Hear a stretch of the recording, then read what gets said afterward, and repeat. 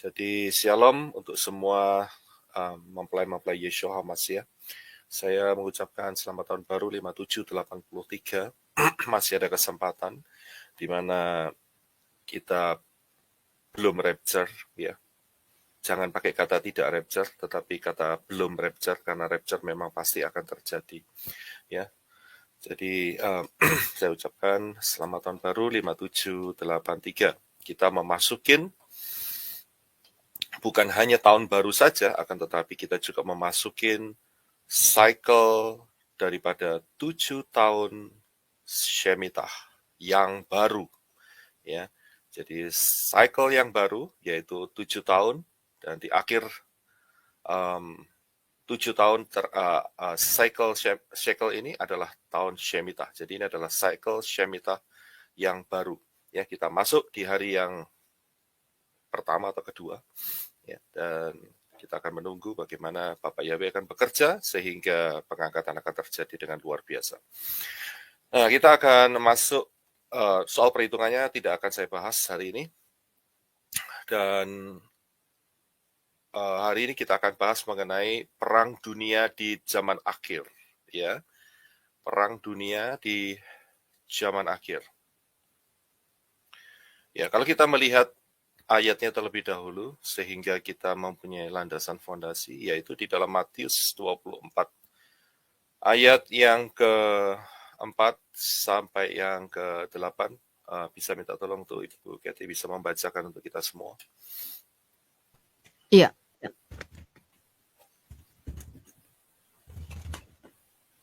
Matius 24 ayat Matius 24 ayat yang ke-4 sampai ayat yang ke-8. Oke. Dan seraya menanggapi, Yesua berkata kepada mereka, "Perhatikanlah, janganlah seorang pun menyesatkan kamu, sebab banyak orang akan datang atas namaku dengan mengatakan, Akulah Hamasya.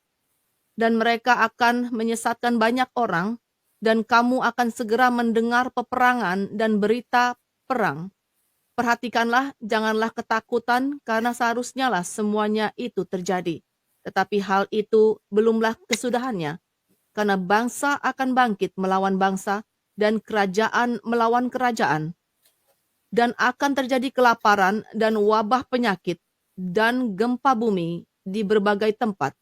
Dan semua ini merupakan awal penderitaan." Ya, terima kasih. Ya. Jadi Matius 24 ini adalah perkataan Yeshua HaMashiach.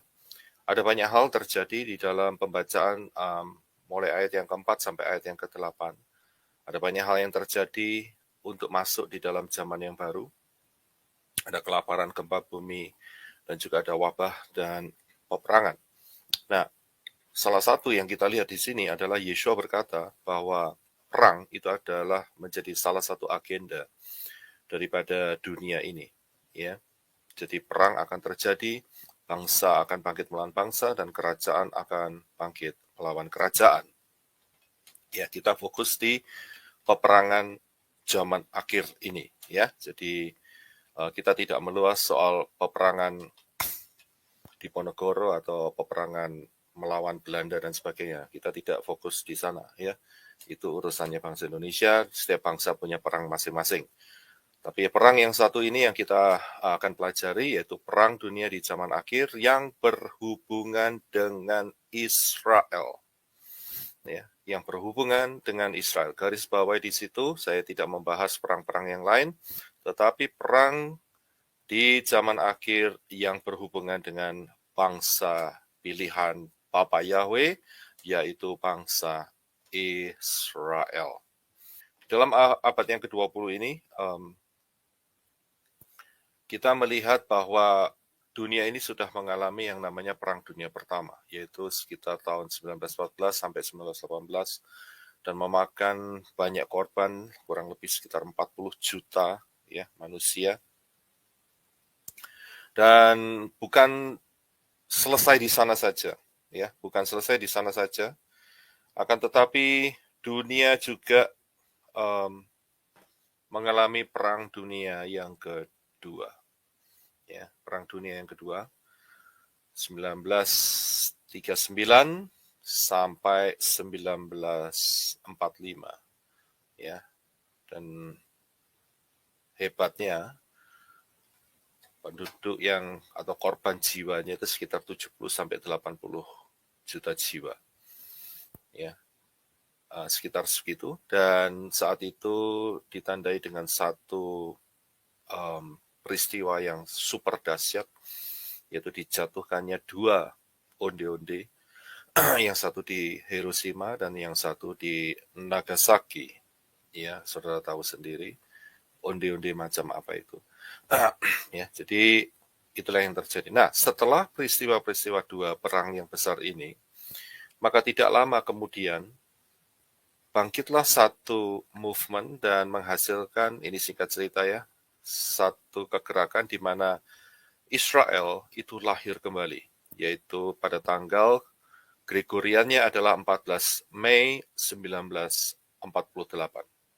Nah, dengan lahirnya bangsa Israel ini, maka yang namanya clock daripada atau jam daripada Bapak Yahweh itu berputar, ya, running kembali, yaitu zaman akhir.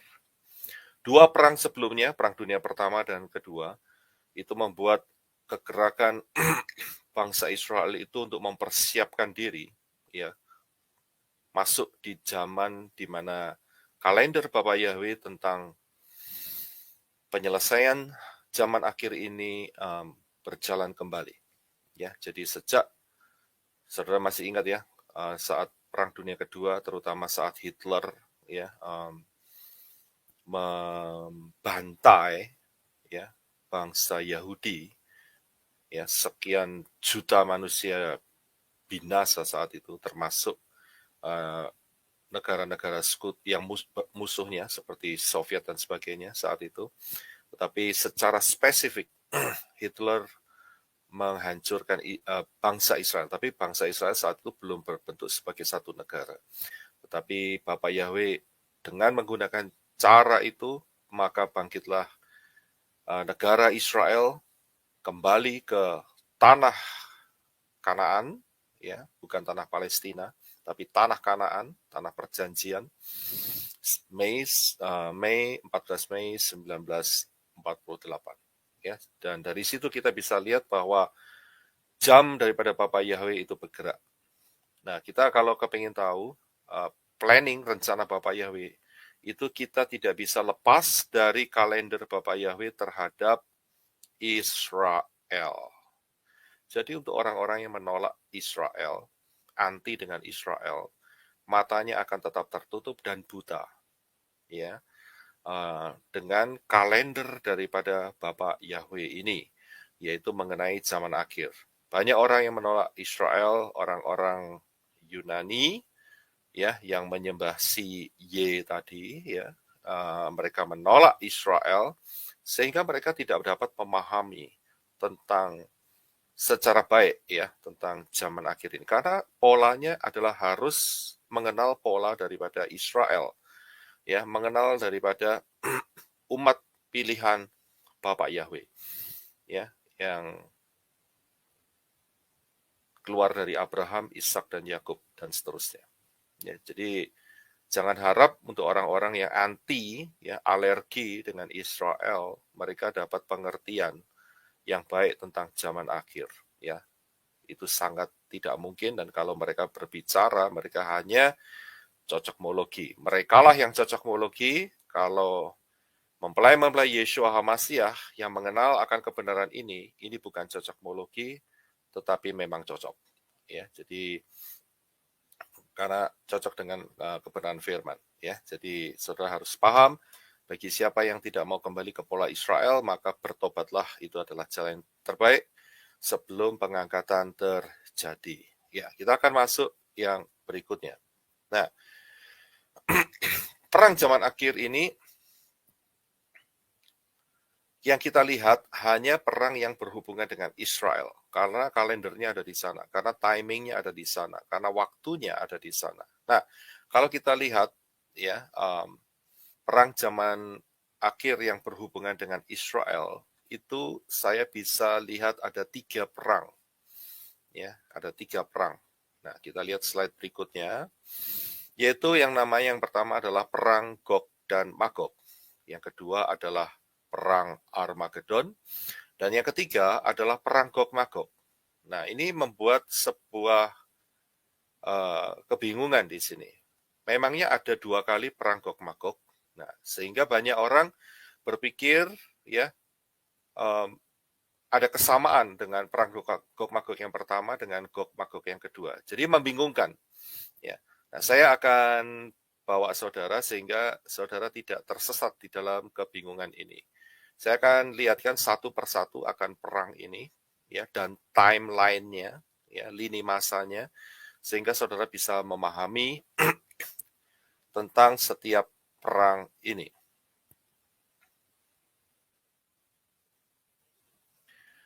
Nah, kalau saudara lihat di slide yang saya tampilkan sekarang ini, ada 2 perang Gog Magog, yaitu nomor 1 dan nomor 3.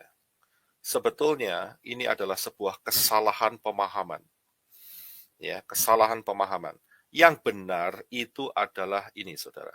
Ya, yang benar itu adalah yang nomor 1 adalah perang Gog. Ya, perang Gog, bukan Gog Magog, bukan. Tapi perang Gog. Yang kedua adalah perang Armageddon, dan yang ketiga adalah perang Gog Magog. Ya, jadi paham. Nah, kita akan lihat perang Gog ini perang apa. Ya, kita akan lihat, kita akan masuk perang Gog, bukan Magog ya. Nanti kalau Gog Magog itu nanti yang nomor 3. Sekarang kita akan masuk ke dalam perang yang namanya perang Gog. Rahasia firman tentang perang Gog ini kita bisa temui di kitab Yehezkiel. Ya, kitab Yehezkiel.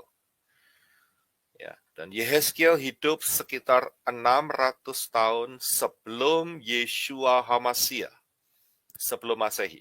Sebelum Yeshua HaMasyiah. Jadi, kalau sampai hari ini itu berkisar sekitar 2.600 tahun jangkanya. Ya, sekitar ya, plus minus. Jadi, sekali lagi saya ulangi, supaya saudara paham, Yehezkiel, Nabi Yehezkiel ini hidup 600 tahun sebelum Masehi. Jadi kalau sampai hari ini, berarti 600 ditambah 2000. Ya, karena sebelum Masehi. Dan sekarang kita sesudah Masehi. Jadi ada sekitar 2600 tahun. Dan perlu saudara pahami bahwa Yehezkiel ini saat menerima firman-firman Yahweh, itu dia ada di Babel, di dalam pembuangan Babel. Ya, jadi saudara harus paham lokasinya juga. Nah, satu saat Bapak Yahweh menunjukkan sebuah penglihatan kepada Yehezkiel, yaitu dengan adanya diperlihatkan dia ada di satu lembah dan penuh dengan tengkorak. Yehezkiel Fatsal yang ke-37. Penuh dengan tulang belulang yang berserakan, dan kemudian Bapak Yahweh memerintahkan untuk Yehezkiel itu bernubuat. Ini singkat cerita saja ya, saudara baca sendiri. Ya. Saya nggak terlalu membahas soal ini. Saya berikan singkat conclusion-nya saja, ya, ringkasannya saja. Jadi saat itu Yehezkiel disuruh bernubuat, dan kemudian setelah bernubuat, apa yang terjadi? Tulang-tulang itu berserakan untuk bergabung satu dengan yang lainnya. Ya, bunyinya kerotak-kerotak gitu kira-kira, ya. Keras sekali beradu satu sama lain sehingga mereka menjadi satu kekuatan, yaitu dari lembah yang penuh dengan tulang belulang, kemudian Yehezkiel disuruh bernubuat kembali, sehingga tulang belulang itu menjadi mempunyai daging, mempunyai otot, ya, dan kemudian disuruh bernubuat lagi, sehingga akhir daripada hasil tulang belulang itu adalah Israel. Ini adalah lambang Israel, ya. Tulang belulang itu menjadi satu pasukan yang besar sekali, yang kuat sekali. Dan kalau saudara lihat, ini tidak lain adalah nubuat Bapak Yahweh tentang Israel yang telah mati selama 2000 tahun, kemudian bangkit menjadi satu negara yang kuat di dunia ini. Ya, sehingga menjadi satu pasukan, dan ini merupakan salah satu nubuatan tentang berdirinya bangsa Israel tahun 1948, yaitu Yehezkiel pasal yang ke-37 ini. Jadi Israel yang dulunya adalah tulang belulang yang berserakan, kemudian menjadi satu pasukan yang luar biasa. Hari ini pasukan yang sangat disegani di seluruh dunia, ya, adalah pasukan daripada Israel. Sangat luar biasa sekali. Ya, jadi Yehezkiel 37 ini sudah digenapkan. Nah, setelah Fatsal 37, maka kita akan masuk di Fatsal yang berikutnya, yaitu Fatsal yang ke-38.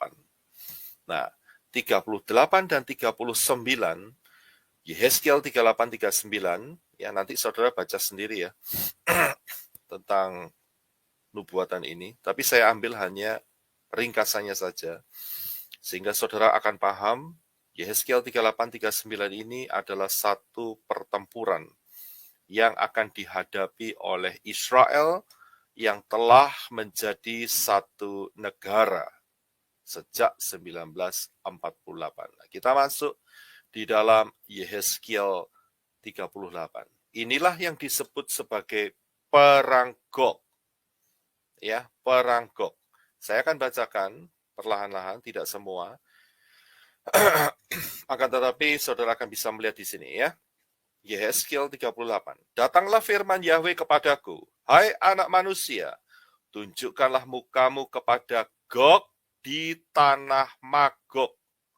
Ya, ingat, Gog di tanah Magog. Jadi ini perang bukan Gog Magog. Jadi kita kalau mau menyatakan kebenaran firman, jangan dipotong-potong atau dibuat ringkasan tanpa mengenal maknanya. Karena ada banyak pengajaran tentang ini yang dilakukan oleh pendeta-pendeta Yunani. Mereka langsung pakai kata Gog dan Magog, dan itu banyak terjadi hal yang menyesatkan dan kebingungan. Ya, jadi kita harus jelas. Jadi ini adalah perkataan Yahweh kepada Yehezkiel, ya, tunjukkanlah mukamu kepada Gog di tanah Magog. Siapakah itu? Yaitu Raja Agung negeri Mesek dan Tubal. Dan bernubuatlah melawan dia. Ayat 3, dan katakanlah, beginilah firman Adonai Yahweh. Lihat, aku akan menjadi lawanmu, hai Gog. Ya, bukan hai Gog Magog, tidak, tapi hai Gog. Hanya Gognya saja. Raja Agung negeri Mesek dan Tubal. Dan aku akan menarik engkau dengan kelikir pada rahangmu, membawa engkau keluar beserta dengan seluruh tentaramu, yaitu pasukan berkuda dan semuanya berpakaian lengkap, satu kumpulan orang banyak dengan perisai besar dan kecil, dan semua pedang di tangannya. Orang Persia, ya ini siapa-siapa saja yang akan yang akan menjadi grup di dalam peperangan ini, dikatakan bahwa orang Persia, Ethiopia, Put, menyertai mereka, dan semua dengan perisai dan ketopong. Orang Gomer dengan seluruh bala tentaranya. Bet Togarma dari utara sekali dengan seluruh bala tentaranya. Banyak bangsa menyertai engkau. Jadi di dalam peperangan ini ada grup bangsa-bangsa yang akan menyerang Israel. Nah, sebelum masuk di situ, saya harus jelaskan bahwa apa yang dikatakan oleh Yehezkiel ini, ya, sampai hari ini belum terjadi. Jadi Yehezkiel 38 dan 39 ini belum terjadi penggenapannya. Saya tidak berkata tidak terjadi penggenapannya, tapi saya berkata belum terjadi. Mengapa? Karena setiap firman Yahweh yang keluar dari mulut Yahweh akan terjadi. Ya, itu sudah dapat dipastikan ketepatannya. Pasti akan terjadi. Tapi sampai hari ini belum terjadi. Saya akan berikan sedikit kronologinya untuk supaya saudara bisa melihat bahwa peperangan ini belum pernah terjadi sampai hari ini. Perhatikan slide berikut ini. Ingat, tadi katakan bahwa Yehezkiel saat bernubuat, dia ada di Babel. Ya, dia ada di pembuangan Babel. Saat itu Israel diporak-porandakan, tidak jadi satu kerajaan lagi. Ya, karena bangsa Israel menyembah kepada dewa-dewa asing yang membangkitkan cemburu Yahweh. Jadi, jangan pernah ada berhala di dalam kehidupan saudara. Ya, ini terjadi di dalam Israel, sehingga Israel yang menyembah Yahweh kemudian juga menyembah yang lainnya. Ya, dan itu mendatangkan murka Yahweh yang luar biasa. Hari ini ada banyak orang berkata, oh ya enggak apa-apa menyembah Yahweh, tetapi juga Natalan 25 Desember. Masih tetap merayakan 25 Desember tapi menyembah Yahweh. Saya bilang itu sebuah kekejian. Itu penghinaan kepada Yahweh Elohim. Karena apa? Karena 25 Desember itu adalah penyembahan kepada Dewa Saturnalia, yaitu Dewa Matahari. Dengan adanya orang-orang yang berpaut kepada Yahweh telah menerima baptisan pembaharuan, tetapi tetap merayakan Natal 25 Desember, walaupun sudah dikasih tahu bahwa Yeshua lahirnya 15 Tisri, yaitu saat perayaan Sukkot, tetapi orang-orang itu tetap mengeraskan hati. Ingat, itu adalah kekejian di hadapan Bapa Yahweh. Karena apa? Menyamakan Yahweh dengan Dewa Matahari. Ya, itu penghinaan yang luar biasa. Buat orang-orang yang melakukan seperti itu, saya bilang bertobatlah segera. Ya, kalau saudara tidak ingin menghadapi anti Hamasyah tertinggal, ya, jangan mengharapkan rapture untuk orang-orang yang demikian. Ya, jangan mengharapkan rapture, karena saudara menghina Yahweh pasti tidak akan di rapture. Ya, itu sudah pasti.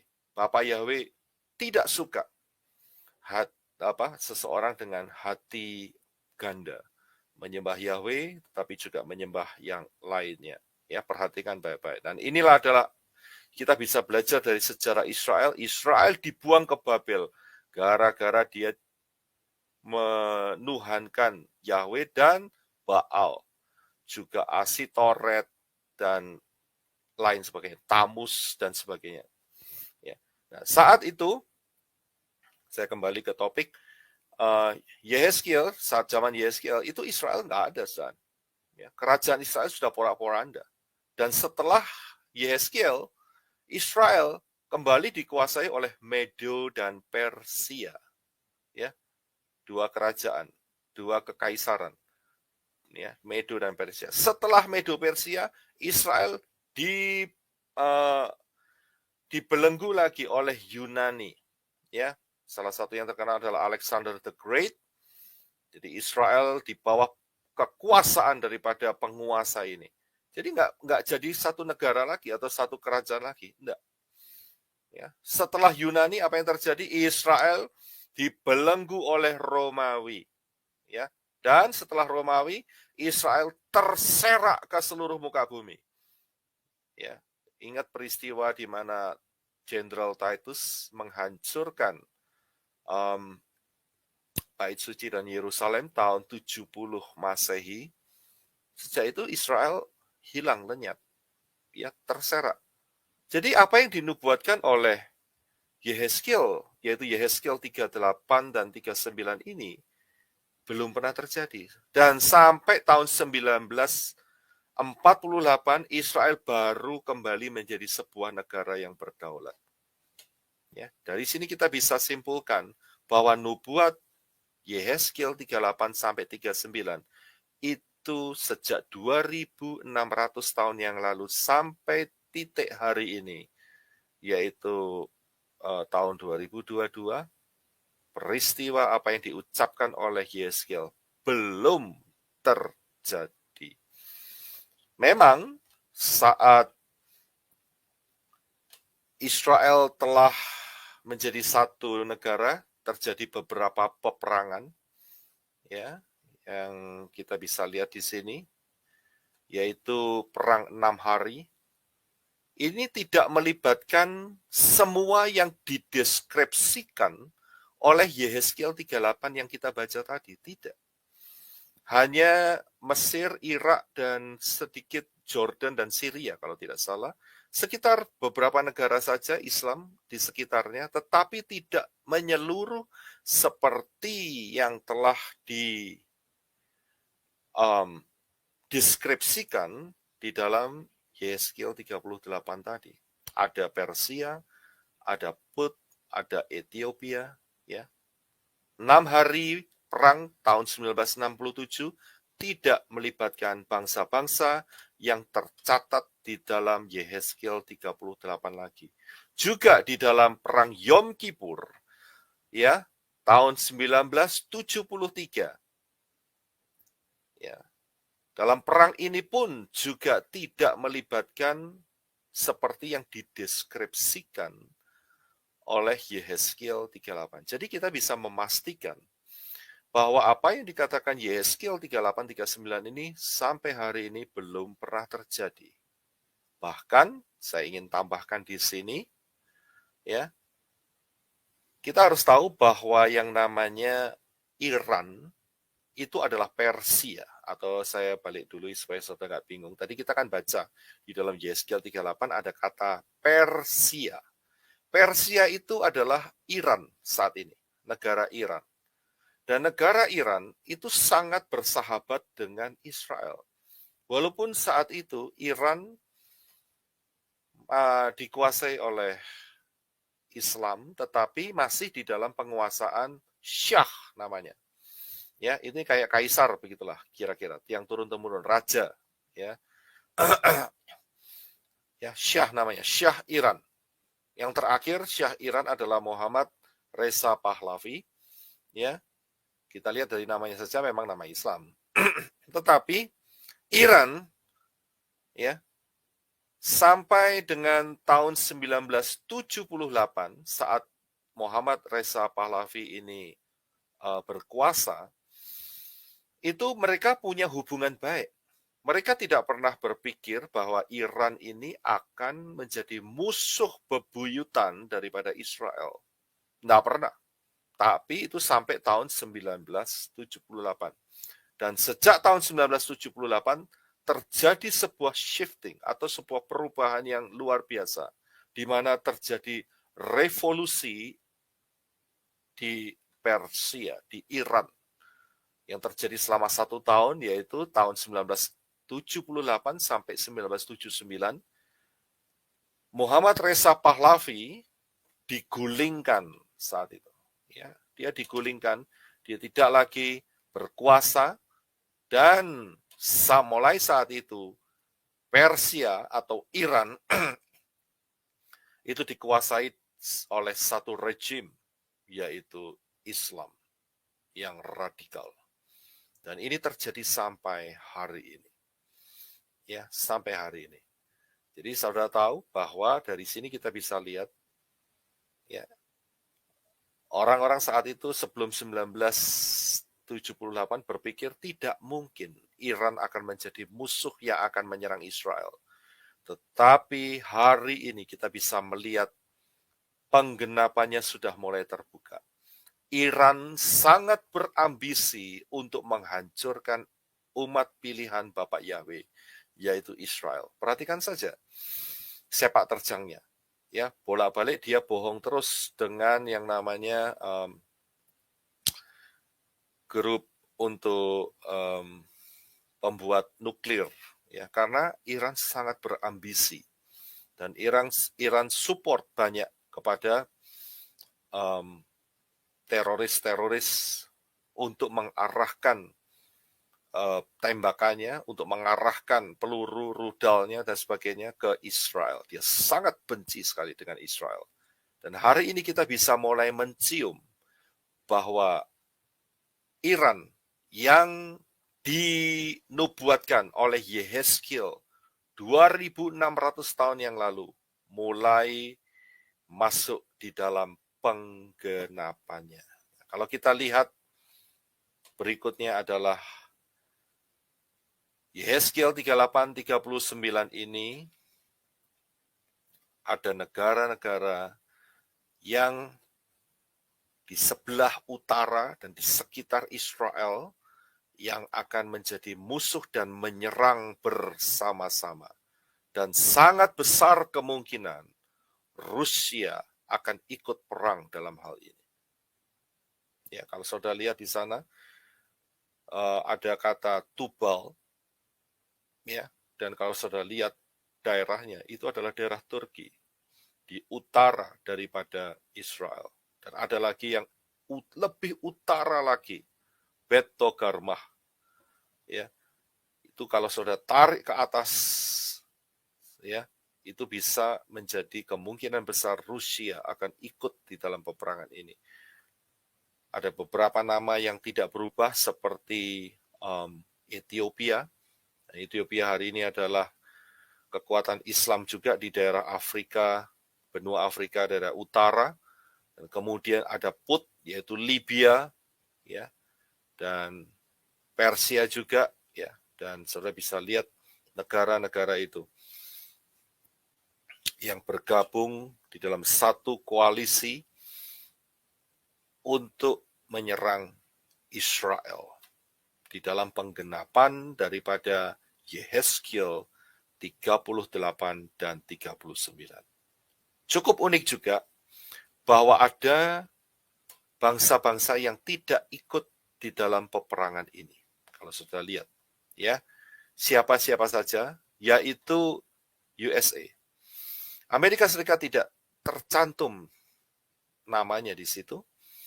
Juga tidak tercantum kekuatan daripada Uni Eropa, kemudian Arab Saudi yang juga adalah Islam, termasuk Dubai dan sekitarnya, dan kemudian yang dari timur adalah China.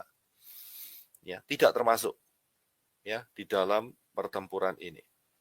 Jadi seperti Yordania, ya, Amon, dulunya Amon, kemudian Saudi Arabia, Sheba dan Dedan, ya, itu tidak termasuk di dalam pertempuran ini. Dan kalau sudah melihat pasal 39, siapa yang menolong Israel saat itu? Yang menolong Israel hanya tangan Bapak Yahweh. Israel tidak dibantu oleh siapapun untuk memenangkan pertempuran itu, hanya Bapak Yahweh saja yang memberikan pertolongan di dalam perang Gog ini. Dan tertulis di dalam Yehezkiel 39, dikatakan bahwa ada satu kalimat, orang-orang yang mati di dalam perang itu, ya, itu tanahnya akan najis selama 7 bulan. Dari sini ada indikator bahwa kekuatan nuklir akan digunakan di sini. Dan Israel betul-betul menghabisi koalisi bangsa-bangsa itu. Inilah perang Gog. Ya, jadi sangat besar kemungkinan akan dipakai nuklir. Nah, kalau saudara tahu, kalau nuklir itu sampai dipakai, itu berarti salah satu tanda keruntuhan dunia juga, ya, terutama dunia ekonomi. Ya, karena satu senjata ini luar biasa impact-nya, ya, sangat-sangat dahsyat. Ada indikasi di dalam Yehezkiel 39 nuklir akan dipakai. Mungkin saudara akan bertanya, di manakah Amerika? Ya, saya hanya bilang kemungkinan besar ada sesuatu yang dahsyat sehingga Amerika pun dan Eropa pun goyang. Kalau saudara lihat akhir-akhir ini dengan perkembangan perang Rusia dan Ukraina yang sengaja oleh Rusia perpanjang, ya, diperpanjang. Dan kemudian Rusia sudah menggalang kekuatan dengan China dan beberapa negara Afrika, ya, dan perdagangan mereka tidak menggunakan US dollar lagi, tetapi mereka menggunakan ruble. Sehingga apa yang terjadi? US dollar akan membanjiri dan tidak akan efektif lagi sebagai alat tukar yang baik, karena akan masuk satu masa, yaitu masa inflasi yang sangat besar. Ya, itu soal ekonomi. Saya tidak fokus di sana, tetapi kira-kira saya hanya bisa menyinggung kemungkinan besar USA dan juga EU atau Uni Eropa, ya, kekuatan ekonomi akan goyang. Kita lihat hari-hari ini dengan tindakan daripada Putin untuk menghentikan pasokan gas ke Eropa, ya, itu saja sudah membuat satu satu kesulitan ekonomi, ya. Dan kita belum tahu hasilnya nanti sampai masuk winter. Kita akan lihat apa yang diprediksi, apa yang dikatakan oleh firman, bukan diprediksi, dinubuatkan oleh firman, pasti akan terjadi. Kita akan lihat skema kapan perang Gog ini terjadi. Ya, saya berikan skemanya. Perang Gog ini terjadi yaitu sebelum masa kesusahan besar 666. Ya, itu tepatnya. Nah, kita hari ini sudah masuk di cycle yang baru daripada Shemitah, ya, 7 tahun cycle yang baru.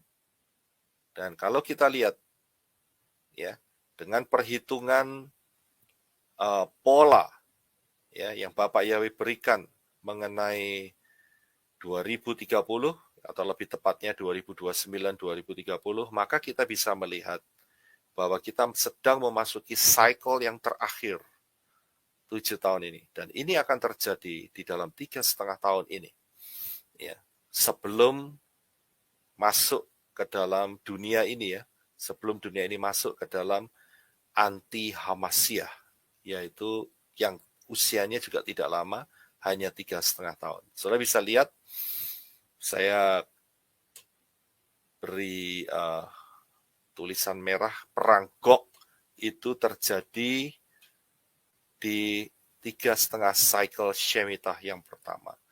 Jadi dengan adanya apa yang terjadi di tengah-tengah kita sekarang ini, kita perlu waspada, saudara. Ya, kita perlu berjaga-jaga. Ya.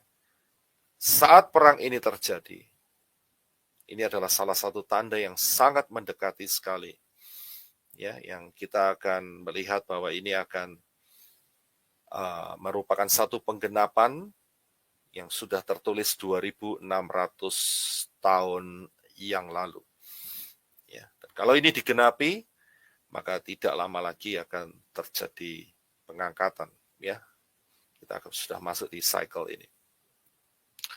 Ya, ini adalah perang Gog. Ya, ini adalah perang Gog. Jadi saudara paham, ya, posisinya adalah sebelum penguasa 666 anti Hamasyah itu berkuasa. Saya sedikit memberikan hint atau clue bahwa setelah Yehezkiel 38 dan 39, kalau saudara lihat Yehezkiel 40, itu adalah pembangunan bait suci, saudara.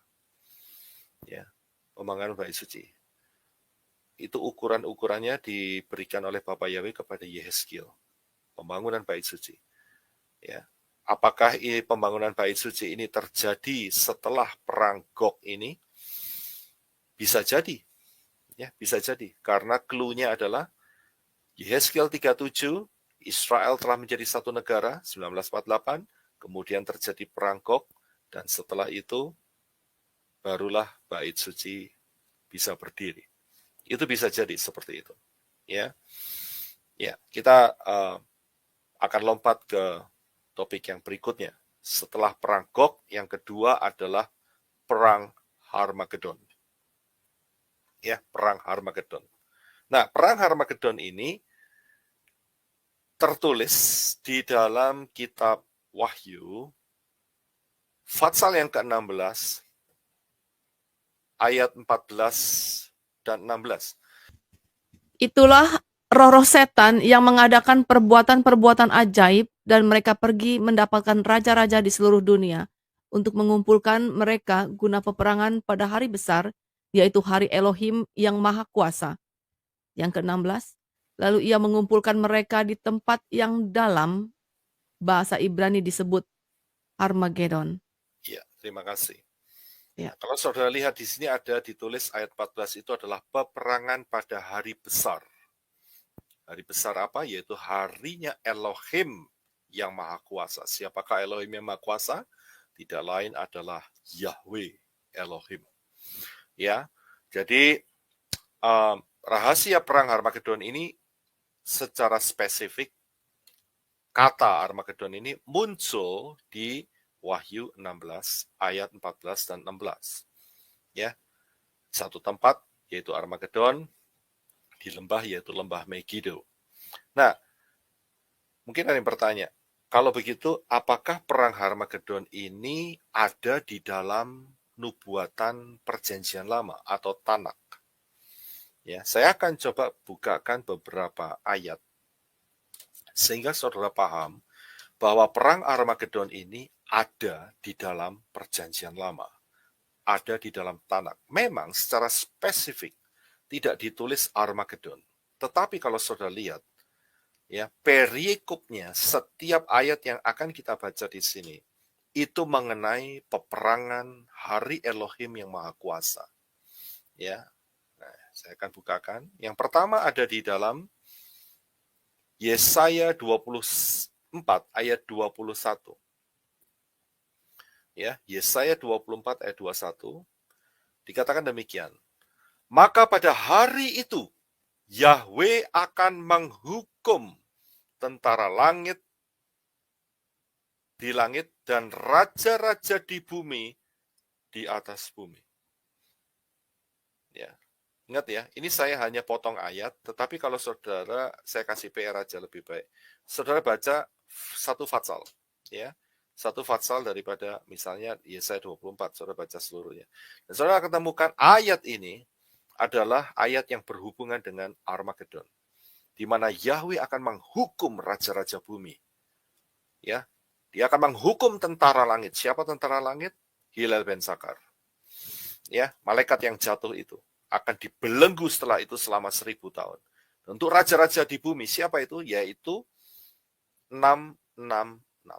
Pemerintahan 666 di muka bumi ini akan dihukum.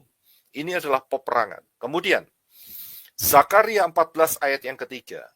Dikatakan demikian, kemudian Yahweh akan maju berperang melawan bangsa-bangsa itu seperti ia berperang pada hari pertempuran. Perhatikan kata berperang. Yahweh perang dengan bangsa-bangsa itu. Lihat saja seluruh perikopnya, saudara akan kelihatan bahwa ini bercerita merujuk kepada perang Armageddon. Ya, Zakaria 14 ayat yang ketiga. Jadi peperangan Armageddon ini ada dan bakal terjadi. Sekarang belum, saudara.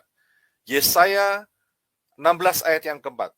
Biarlah orang-orang yang terbuang dari Moab menumpang padamu. Jadilah tempat persembunyian baginya terhadap si pembinasa. Siapa si pembinasa? 666. Terbuang berlindung kepada Moab. Di manakah yang dikatakan dimaksud Moab adalah Petra, ya, Selah, Petra, gunung batu, rock. Kemudian dikatakan apabila penggagahan sudah berakhir, pembinasaan sudah lewat, dan orang-orang lain sudah habis lenyap di negeri.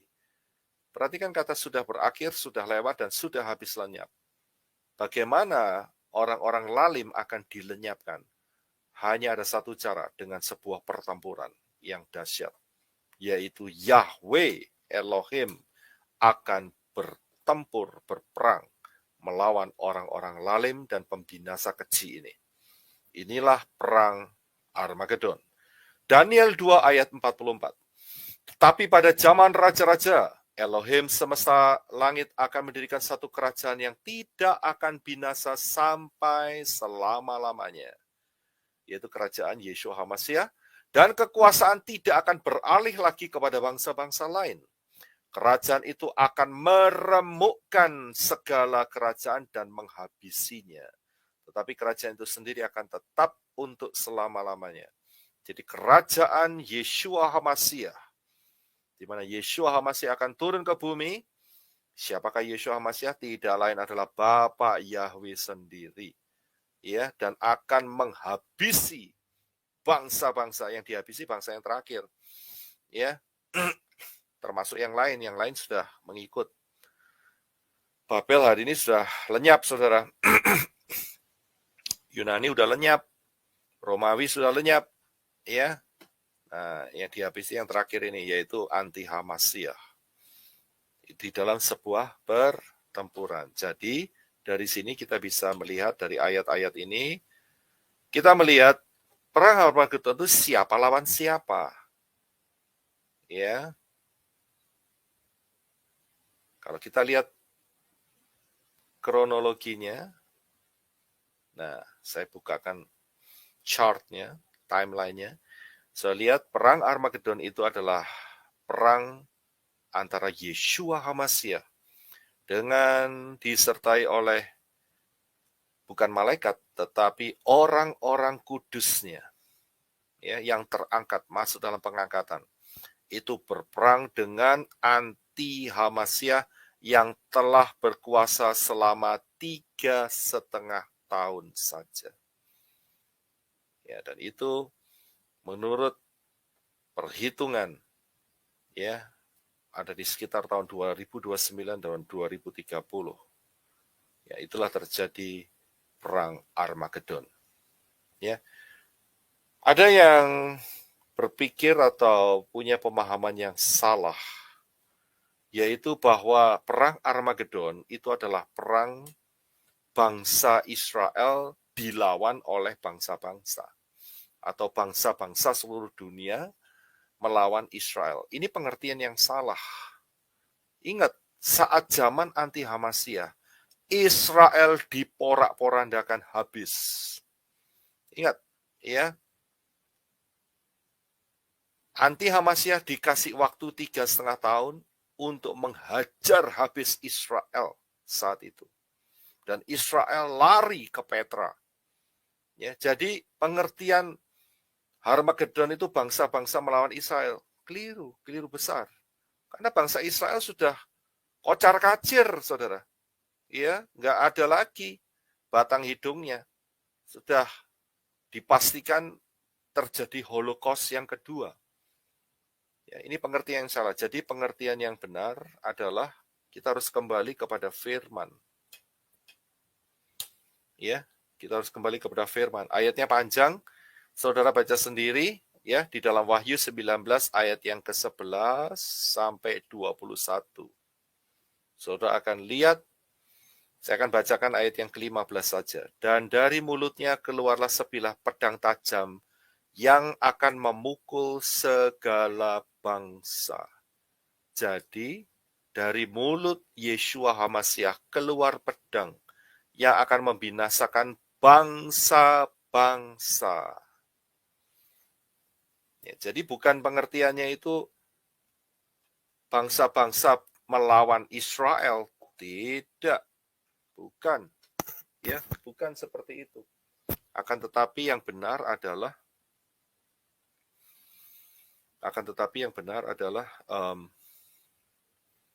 Yeshua HaMashiach melawan bangsa-bangsa yang dipimpin oleh 666 anti-Hamasiyah.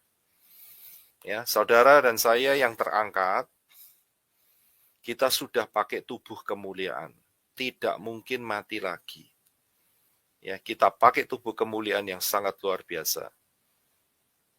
Ya, tidak ada senjata yang bisa mematiin kita.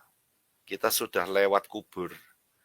Dalam arti kita sudah terangkat, kita sudah melewati tubuh jasmaniah, tubuh alamiah jasmaniah ini. Dan kita sudah dikasih tubuh kemuliaan yang luar biasa. Sangat-sangat luar biasa. Seperti tubuh Yeshua HaMashiach setelah kebangkitan. Dahsyat sekali. Ya, dan inilah yang disebut perang Armageddon. Jadi saudara nggak salah lagi. Jangan ketipu dengan pengajaran-pengajaran Yunani yang mengatakan bahwa perang Armageddon adalah perang bangsa-bangsa melawan Israel. Itu salah total. Ya, salah total. Kembalilah ke firman, maka saudara akan menemukan kebenarannya. Yang berikut adalah perang Gog-Magog, ini yang ketiga, ya. Jadi yang tadi adalah perang Gog dan sekarang adalah Gog dan Magog. Nah, perang Gog-Magog ini ada di Wahyu pasal ke-20. Ini tidak saya tulis ya. Wahyu 20 ayat 7 dan 8. Ya, kurang tulisan 20. Ayat 20, Fatsal 20 ayat 7 dan 8. Saya akan bacakan. Dan setelah masa 1000 tahun itu berakhir, Satan akan dilepas dari penjaranya. Dia akan pergi menyesatkan bangsa-bangsa kepada keempat penjuru bumi, yaitu Gog dan Magog. Nah, ini baru benar yang Gog dan Magog. Ya, dan mengumpulkan mereka untuk berperang dan jumlah mereka sama dengan banyaknya pasir di laut. Dari sini kita bisa lihat dua ayat ini, bahwa kejadiannya ini pada akhir dari kerajaan 1000 tahun. Jelas dikatakan. Dan setelah masa 1000 tahun itu berakhir, Satan dilepas. Ingat ya, selama 1000 tahun itu nggak ada Satan, nggak ada Hillel ben Zakar. Ya, dilepas dari penjaranya. Kemudian setelah dilepas, dia menyesatkan. Biasa kan? Itu kan sudah nature-nya si Satan, yaitu penyesat. Ya, nature-nya si Satan. Hari-hari ini banyak orang yang menentang nama Yahweh, ya, yang memberikan pengajaran-pengajaran, dikatakan bahwa Yahweh itu berhala, Yahweh itu begini, begitu. Tujuannya menyesatkan, yaitu mereka adalah corongnya atau loudspeaker-nya si Satan, karena membawa berita penyesatan. Ya, orang-orang tersebut jangan harap masuk pengangkatan, jangan harap. Ya, kalau tidak bertobat. Ya, jadi kembali lagi ke topik, perang Gog-Magog adalah perang di akhir kerajaan 1000 tahun, karena bangsa-bangsa disesatkan oleh Satan. Ya, disesatkan oleh Satan. Mereka berkumpul untuk memerangi Yerusalem, di mana Yeshua HaMashiach yang telah berkuasa selama 1000 tahun. Sebagai hasilnya adalah api turun dari langit, membinasakan semua orang yang disesatkan oleh Satan.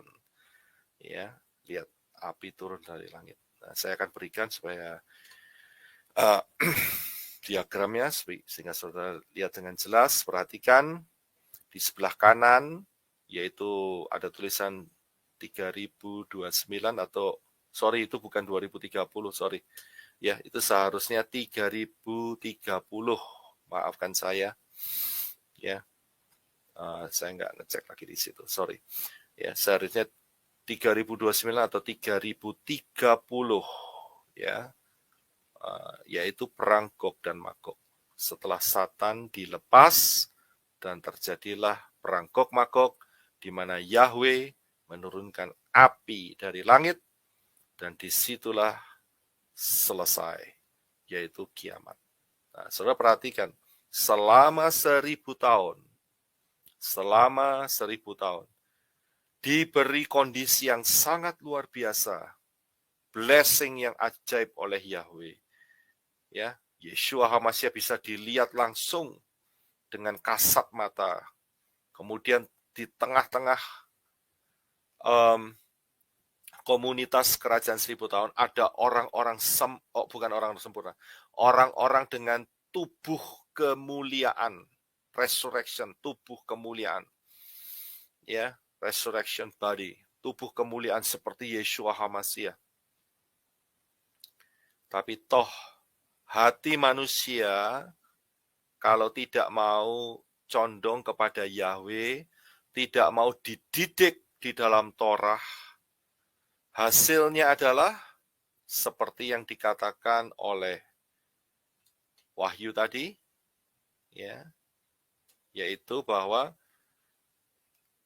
mereka dikumpulkan dan berperang, jumlah mereka sama banyaknya seperti pasir di laut. Ya, ini adalah bukti terakhir dari Bapak Yahweh kepada manusia. Kalau hatimu tidak mau condong, diajar, dididik di dalam kebenaran firman, ya, sampai hari ini menolak Yahweh, menolak Yeshua HaMasiah, tetap pakai yang lama, ngerayain perayaan pagan. Ya, apalagi lebih parahnya lagi, nama Arab diagung-agungkan. Nama Yahweh dibuang begitu saja. Padahal sudah dikasih pengertian. Hati-hati, tetapi mengharapkan masuk Samayim, mengharapkan ikut pengangkatan. Saya bilang, orang-orang tersebut akan gigit jari, gigit tangan, gigit kaki, ya, karena tertinggal saat rapture. Karena telah menghina sang pemilik Syamayim, yaitu Yahweh itu sendiri. Ya, menghina Yahweh, kepingin masuk Samayimnya Yahweh. Nggak masuk akal. Ya, terlalu 8360 dan 8390. Bego banget begitu loh. Ya, coba mikir gitu loh. Ya, sudah jelas-jelas namanya Yahweh masih ditentang habis-habisan. Tapi kepingin masuk Samayim, ya, miliknya Yahweh. Nggak masuk akal. Ya, sangat bertolak belakang. Jadi, inilah perang Gog dan Magog. Kita sudah belajar, ingat semuanya berhubungan dengan Israel. Baik perang Gog, perang Armageddon, dan perang Gog dan Magog. Ya, inilah akhir daripada 7.000 tahun penggenapan manusia yang diberi kesempatan 7.000 tahun. Ya, dan saudara bisa melihat, mempelajari di dalam pengajaran yang sebelumnya yang saya sampaikan, yaitu di dalam kerajaan 1000 tahun. Ya, kerajaan 1000 tahun. Itu juga sangat luar biasa sekali. Ya, semuanya mempunyai dasar firman, sehingga saudara punya pengertian yang jelas. Ya, dan saya tidak perpanjang, inilah perang yang berhubungan, perang zaman akhir yang akan berhubungan dengan Israel. Waspadalah, kita masuk di dalam cycle yang baru, cycle Shemitah, di mana kedatangan Yeshua HaMasiah melalui pengangkatan untuk kita semua sudah tidak lama lagi. Bapak Yahweh, Bashem Adonai Yeshua HaMasiah memberkati kita semua. Haleluya.